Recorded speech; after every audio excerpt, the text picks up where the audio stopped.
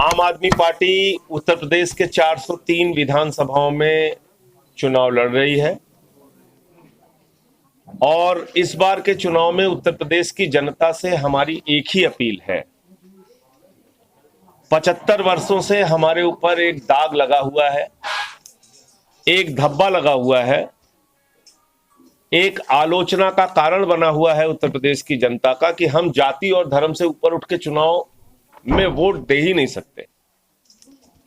UP वाला व्यक्ति है तो वो तो सिर्फ जाति धर्म पर वोट देगा और इसलिए मुझे कई बार बहुत कठिनाइयों का सामना करना पड़ता है। जिस भी मीडिया इंटरव्यू में जाता हूं, जिस भी टीवी चैनल पे जाता हूं, लोग पूछते हैं आम आदमी पार्टी को लोग वोट क्यों देंगे, आप तो जाति धर्म की बात कर नहीं रहे हैं। तो यूपी में तो जाति धर्म पे वोट पड़ता है, तो बगल में ही दिल्ली है जहां जाति धर्म पर वोट नहीं पड़ा। वहां केजरीवाल जी ने अच्छी शिक्षा दी, अच्छा स्वास्थ्य दिया, अच्छा बिजली का इंतजाम दिया, 200 यूनिट बिजली फ्री, 400 यूनिट आधे दाम पे, पानी मुफ्त दिया, बस की यात्रा माताओं बहनों के लिए मुफ्त की, दिव्यांग की, बुजुर्गों की, विधवाओं की पेंशन बढ़ाई, सारे काम किए, नौजवानों को रोजगार दिया। ये सारे काम करने के बावजूद मुनाफे का बजट दिया। उत्तर प्रदेश में भी हम शिक्षा के नाम पर वोट क्यों नहीं दे सकते, स्वास्थ्य की व्यवस्था के नाम पर वोट क्यों नहीं दे सकते, 300 यूनिट बिजली फ्री के नाम पर वोट क्यों नहीं दे सकते। आदित्यनाथ जी की सरकार ने 5 साल में क्या काम किया, यह बताने के लिए बीजेपी के पास एक भी मुद्दा चुनाव में नहीं है। चुनाव किसके नाम पे लड़ रहे हैं? बंगाल लड़ते हैं, पाकिस्तान से डराते हैं, बिहार लड़ते हैं, पाकिस्तान से डराते हैं, पंजाब लड़ते हैं, पाकिस्तान से डराते हैं, गोवा लड़ते हैं, पाकिस्तान से लड़ा, उत्तर प्रदेश में भी चुनाव लड़ रहे हैं पाकिस्तान के नाम पे।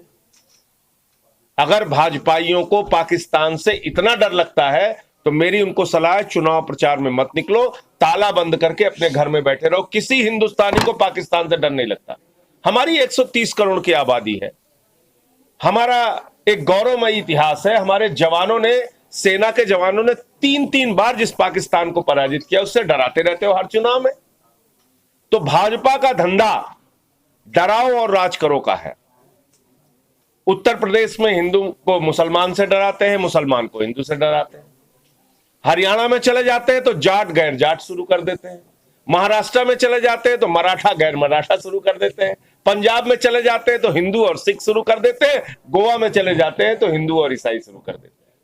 तो भारतीय जनता पार्टी का नाम दरअसल भारतीय झगड़ा पार्टी है, जिसके पास झगड़ा लड़ाने के अलावा कोई दूसरा काम नहीं। बाबा आदित्यनाथ जी को मैंने सुना पिछले दिनों, उन्होंने कहा उत्तर प्रदेश का चुनाव 80 और 20 पर होगा। मैंने आज देश की संसद में भी सवाल खड़ा किया और आप सबके सामने भी खड़ा कर रहा हूं।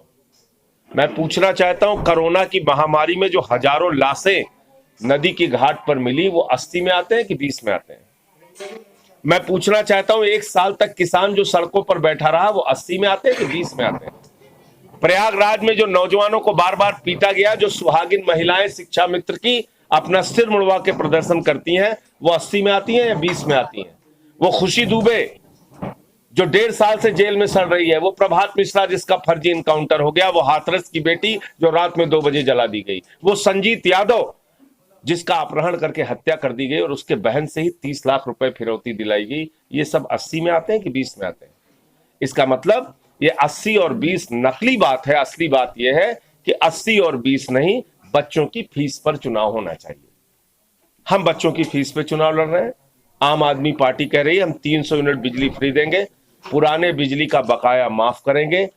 आम आदमी पार्टी कह रही है हम 5,000 रुपए नौजवानों को बेरोजगारी भत्ता प्रतिमाह देंगे, माताओं बहनों को 1,000 रुपए प्रतिमाह देंगे, 10 लाख सरकारी नौकरियां हर साल देंगे, माताओं बहनों के लिए बस की यात्रा फ्री करेंगे।